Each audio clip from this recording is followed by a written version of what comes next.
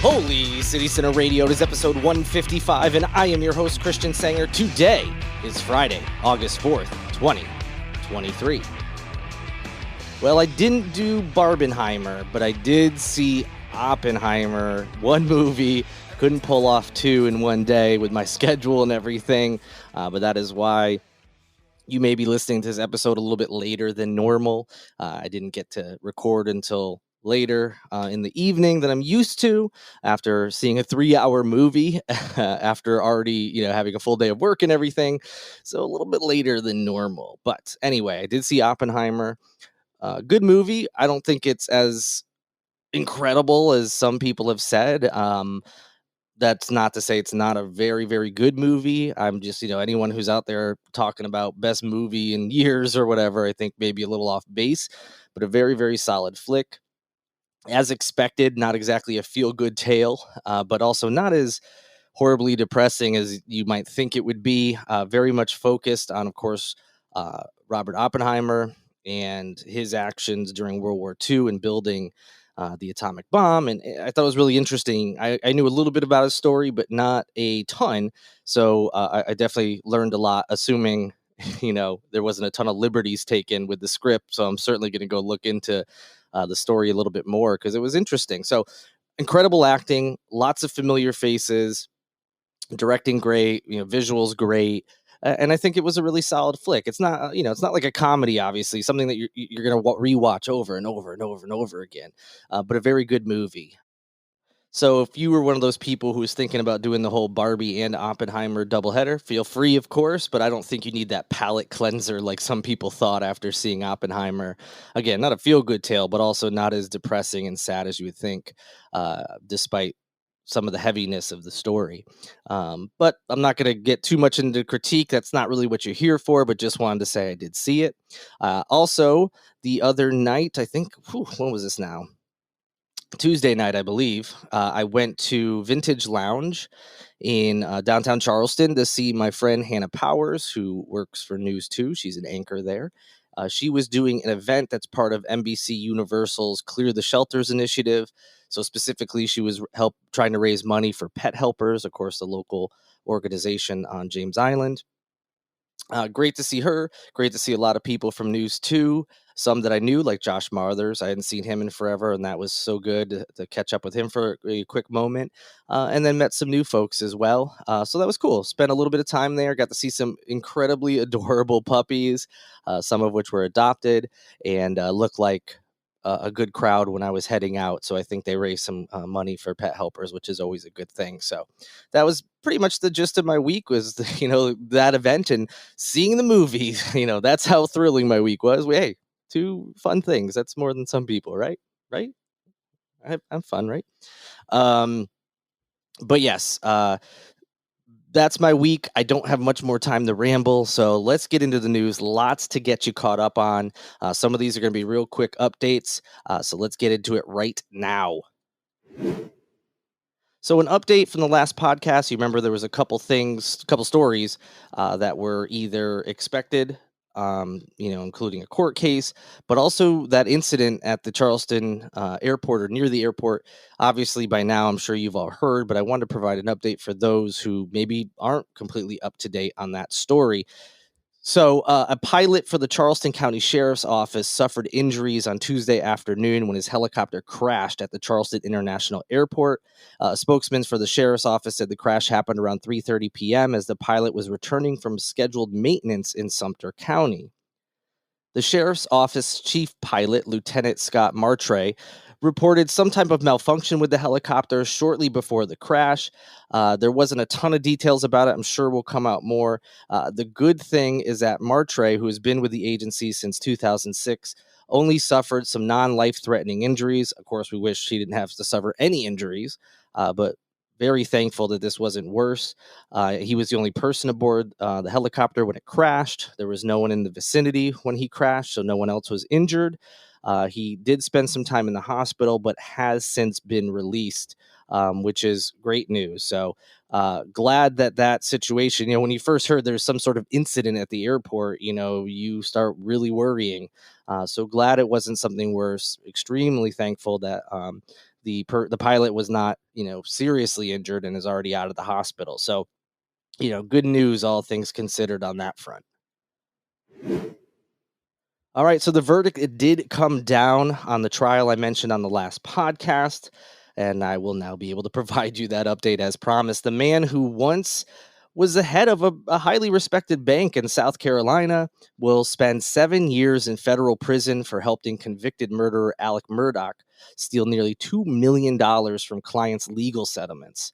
The man, Russell Lafitte, was sentenced Tuesday after a jury found him guilty of 6 charges related to wire and bank fraud back in November. He was previously the CEO of Palmetto State Bank, and he is now, forever caught up in this whole Alec Murdaugh situation. Whether, obviously he's not directly tied to the murders, but these are the crimes that people have speculated, were part of the reason that made Alec go down that path that ended up with him murdering both his wife and one of his sons. Lafitte is one of the first accomplices related to Murdaugh's in any of his other, whether it's confirmed or alleged crimes at this point. He's the first accomplice that will face prison time since those deaths happened back in June of 2021. Of course, there could be some more. U.S. District Judge Richard Gergel also ordered Lafitte to pay more than $3 million in restitution, according to media reports. Believe it or not, Alec Murdaugh will actually cover a piece of that sum. How he'll do it, where that money comes from, well, that's to be determined. So, it's not all going to come down to Lafitte, but obviously that's a lot of money that someone is going to have to pay in restitution, especially when you'll be spending the next 7 years in jail. And I should say that Lafitte has said he will appeal the decision. On the last podcast, I gave an update on Jamie Komorowski, the woman who is in jail after allegedly driving drunk and hitting a golf cart type vehicle on Folly Beach that ended in the death of a woman who had just gotten married a few hours earlier. She was denied bond. That's what we were talking about on the last show. But there's another update as it relates to her. A judge has submitted a final order requiring the Charleston County Sheriff's Office to turn over jailhouse calls made by Komorowski. And those are going to be turned over to Live 5 News because they were the ones who filed this Freedom of Information Act request related to the calls. However, I'm sure they will also be turned over to any other media that requests it. Komorowski, who is 25 years old, as I alluded to, these are the official charges, though, from that accident. She's facing 3 counts of felony DUI, causing bodily injury or death, and reckless homicide in connection to that April crash that killed new bride Samantha Miller.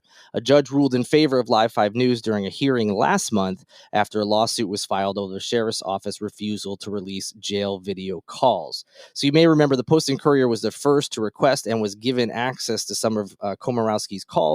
They printed a big story about it that, again, people kind of were wondering, like, does all of this need to be in this story? Because some of it, I know that it's hard to have any sympathy for Komorowski. What she's alleged to have done is horrific and horrible.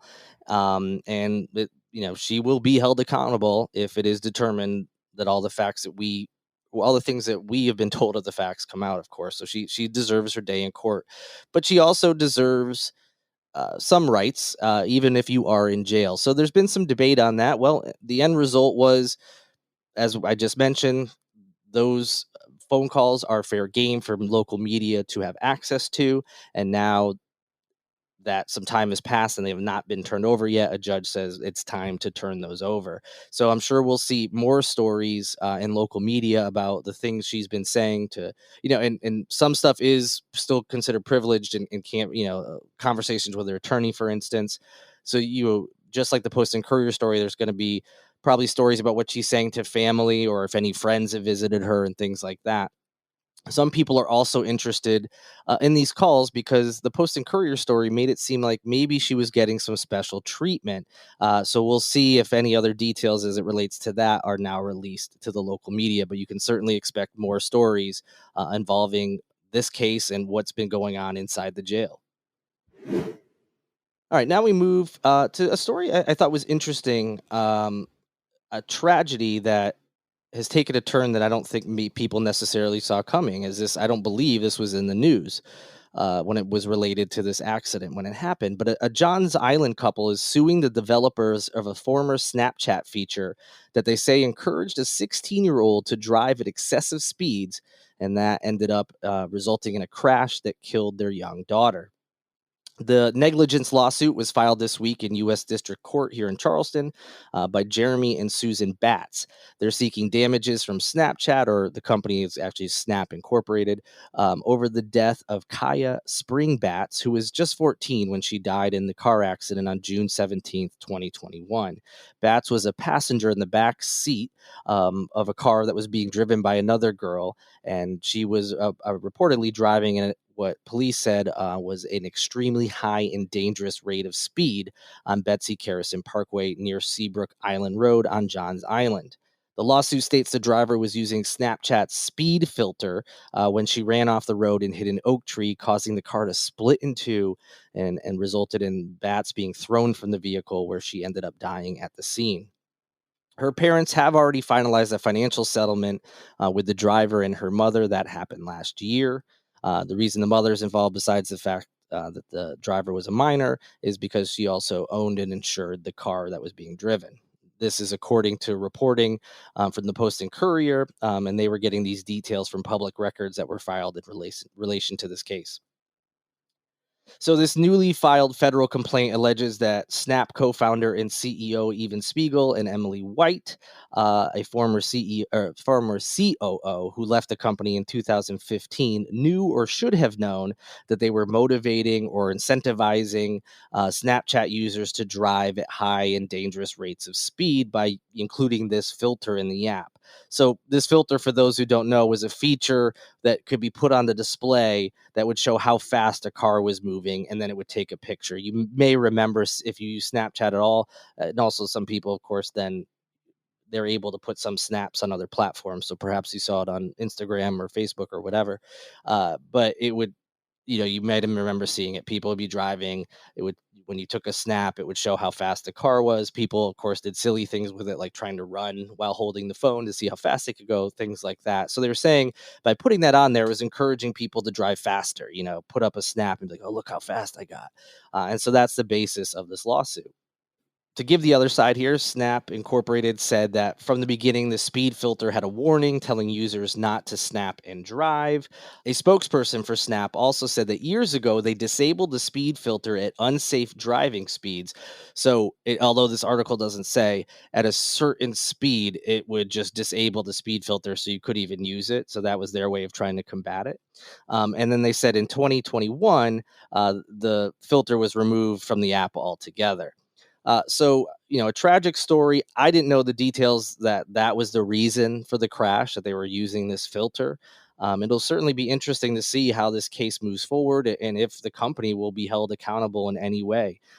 These things are always interesting when, a company, it's not dissimilar to when we've seen DUI accidents where they tried to sue bars or restaurants where people were served.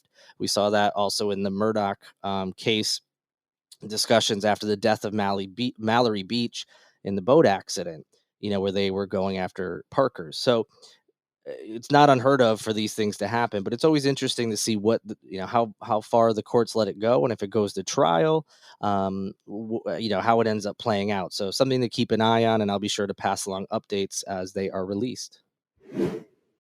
South Carolina State Senator Stephen Goldfinch was injured in Africa while deployed there with the National Guard, but he is reportedly going to be okay, according to the state Senate's president. Goldfinch, who is a captain for Murrells Inlet, was among several hundred South Carolina National Guard soldiers who left Charleston in June for a year-long combat mission assisting the U.S. Army in Africa. He was injured on August 1st and was being transported to Germany for surgery. Which was according to Senator Thomas Alexander, the chamber's leader. He wrote that in a memo that was emailed to other senators and was ultimately picked up by local media. As far as what exactly happened, Alexander told the Post and Courier that he had no information on how Goldfinch was injured or even the type of injury, but just that Goldfinch wanted his Senate colleagues to know that he was going to be okay. A spokeswoman for the South Carolina National Guard did confirm that it was not a combat related injury. So we at least know a little bit about that. But outside of that, there's really no further details on how he was injured or what exactly took place. But good news is that he is going to be okay. And we'll certainly, again, just like with any story, pass along any updates as we have them. A tragic situation happened in Easley, South Carolina this week. A police officer was hit by a train and killed while attempting to help a person who was experiencing what the police department called a mental health crisis. Officers were called around 5 a.m. on Wednesday to the tracks near 2009 East Main Street in Easley to assist a caller who was experiencing a mental health crisis. Then around 6 a.m., two officers found the person who called 911, and while trying to remove the person from the tracks, one of the officers, Matthew Hare, was hit and killed by a train. Um, Thankfully, the other officer was not injured, and the person who called 911, which was the person having the mental health crisis, was taken into custody. Officially, she was arrested and charged with public disorderly conduct, according to officials. They said the woman remains in custody pending additional charges. But really, the more important part, of course, is the death of Officer Hare doing his job, trying to help someone, trying to protect them from danger, and it ended up costing him his life. So, an incredibly sad story. Um, you hate to see something like this. You would hope this situation would resolve with no one getting injured, but just so tragic that, someone doing their job and trying to assist someone else ends up being the one who is harmed and ultimately passes. So, obviously, my thoughts are and prayers are with the officer's family and friends, that police department, and that community as they deal with this just unthinkable tragedy. And an update to a story that you may have seen in the news, but I haven't covered on the podcast. A juvenile was arrested in connection with a fatal shooting at an animal sanctuary that took place back on July 28th. When I say fatal shooting, this is in reference to the animals. No humans were harmed in this shooting. The shooting itself occurred at the Shangri-La Sanctuary on Rancho Hippie Way, which is out in St. George. A horse and a goat died in the shooting, plus three other horses were injured. So that happened on July 28th. And then on August 2nd, the Dorchester County Sheriff's Office announced that a suspect was arrested for the shooting and said the suspect was a juvenile. Of course, given that status, there really hasn't been much information released on the child, nor should they be, at least not yet. Who knows the age? Juvenile obviously could be anyone 17 or under. So, maybe some more details will come out later. Certainly a sad situation for the owners of that sanctuary trying to take care of some animals. Two die, three injured. And usually if animals are in a sanctuary, obviously they've faced some hardships, perhaps, up to, or at least didn't have, weren't being given a proper home to start, or maybe, were animals that never had one.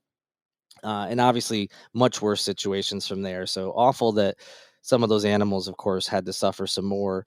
When they're supposed to be at a place where they're being taken care of and can recover, and maybe get back out and be adopted or used in another capacity. So glad that they found out who did it, but makes it almost sadder that it was a child, that did this. But sad story all around. And lastly, before we wrap things up, of course, it is the weekend. Stay safe out there, have fun. And don't forget, if you need some plans, go to holycitycenter.com/events or go to holycitycenter.com itself. And usually throughout the weekend, I'll make sure the weekend events page is near the top so you can find something to do. Whatever the weather is, if you're going to be inside, you're going to be outside, you want to do both, I got you covered. Be sure to check that events list out. And of course, you can check it out throughout the week. It's every single day. I've got tons and tons of things listed for you all to do. So be sure to go and visit if you're looking for, something exciting or something different to get into this weekend. That'll do it for this edition of Holy City Center Radio. Thank you so much for joining me. Going to have some fun announcements as we, go through August. I can't wait to share some things with you all, but it'll be a little bit. But of course, regardless of those personal things and things related to the site, Each episode will be sure to go over the latest Charleston news. So don't miss an episode. Be sure to subscribe right now. And while you're doing that, give this show a like, a rating, a review. Just anything you can do on the streaming platform will help grow this podcast. In addition to thanking all of you for listening, I must thank Cole Collins with LMC Sound System for producing this episode, and Tyler Boone, whose music you hear in each and every episode. As I've mentioned already, have a great weekend, stay safe, have fun out there. If it's going to, the weather hasn't been as hot as it was, but still, make sure you're hydrating, drink lots of water out there. And of course, I'll speak to you on Monday. Until then, good night and good luck.